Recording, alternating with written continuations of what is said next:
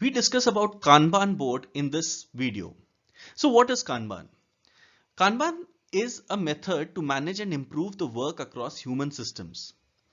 The basic approach of this method aims at balancing demands with available capacity and by improving the handling of system level bottlenecks. It is a visual process management system which aids in decision making. Kanban is used in software development in combination with other methods and frameworks such as Scrum. For example, in this particular Kanban board, we have limits. These numbers that I am highlighting here, these are WIP limits or work in progress limits. What means by these WIP limits is that at any given point of time, in this particular lane, for instance, in the user story lane, I can only have 30 issues in work in progress. It cannot go beyond that. 30 is the maximum number of issues that can be there in this particular column at any given point of time.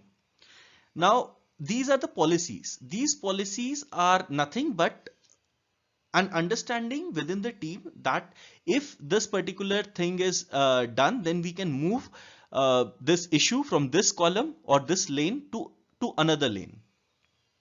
And if you are conversant or if you are fluent with the agile ways of working, then in agile the problems or the system to be implemented are broken down into products, which are further broken down into epics, user stories and features. We'll discuss about the definition of epics, features and user stories in another video. The sole purpose of this video is to explain you about Kanban, and I think I have covered everything.